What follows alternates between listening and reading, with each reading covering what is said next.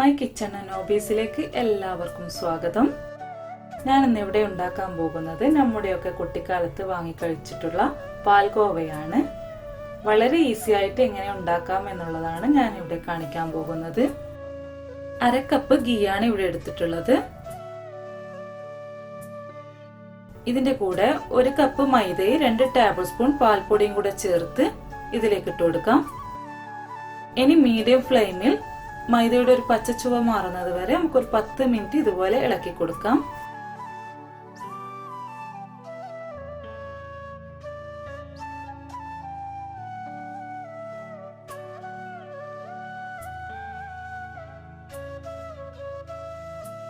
ഇത് ഏകദേശം റെഡി ആയിട്ടുണ്ട്. ഇതിലേക്ക് 1/2 ടീസ്പൂൺ ഏലക്കാപ്പൊടി ചേർത്ത് കൊടുക്കാം. അതിന്റെ കൂടെ തന്നെ ഒരു നുള്ളു ഉപ്പും കൂടി ഇട്ട് കൊടുക്കാം. നന്നായി ഇളക്കി ഫ്ലെയിം ഓഫ് ആക്കിയതിനു ശേഷം വേറൊരു ബൗളിലേക്ക് ഇതിന്റെ ചൂട് പോവാനായിട്ട് നമുക്ക് ഇതിലേക്ക് ഒഴിച്ചു കൊടുക്കാം. ഇനി ഇതിന്റെ ചൂട് നന്നായിട്ട് പോയി നല്ല തണുക്കാനും വേണ്ടി വെക്കാം. തണുത്തതിന് ശേഷം 1 കപ്പ് പഞ്ചസാര പൊടി ചേർത്ത് കൊടുക്കാം.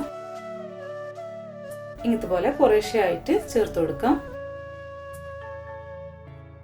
പ്രത്യേകം ശ്രദ്ധിക്കേണ്ടത് നന്നായിട്ട് തണുത്തതിന് ശേഷം മാത്രമേ പഞ്ചസാര ചേർത്ത് കൊടുക്കാൻ പാടുള്ളൂ.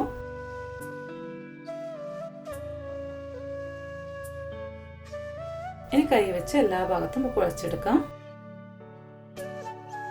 ലൂസായി പോവാതെ ഇതേ കട്ടിയിൽ തന്നെ കുഴച്ചെടുക്കണം.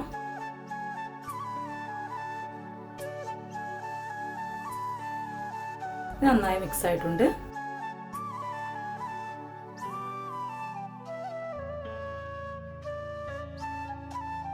ഇതുപോലെയാണ് എടുക്കേണ്ടത്. ഇനി ഇത് സെറ്റ് ചെയ്യാനുള്ള ഒരു പാത്രം എടുക്കാം നമുക്ക്. ഇനി ഇതിനകത്തേക്കായിട്ട് ഒരു ബട്ടർ പേപ്പർ വെച്ച് കൊടുക്കാം. അപ്പൊ നമുക്ക് പെട്ടെന്ന് സെറ്റായിട്ട് എടുക്കാൻ പറ്റും. ഇതിലേക്ക് ഇട്ട് കൊടുക്കാം.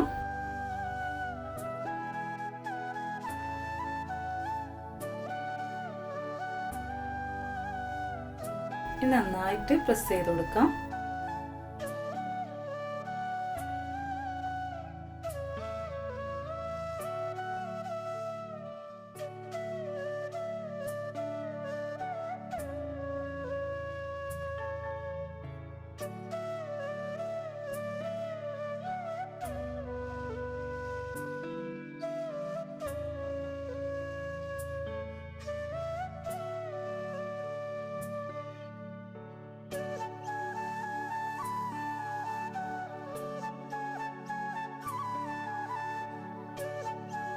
ഇനി ഫ്രിഡ്ജിന്റെ താഴത്തെ തട്ടിലായിട്ട് ഒരു 20 മിനിറ്റ് നമുക്ക് സെറ്റ് ആവാൻ വേണ്ടി വെക്കാം.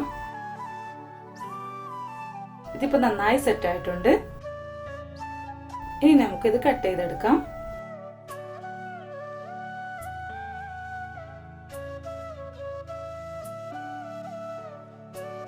സ്ക്വയർ ഷേപ്പിൽ കട്ട് ചെയ്തെടുക്കാം.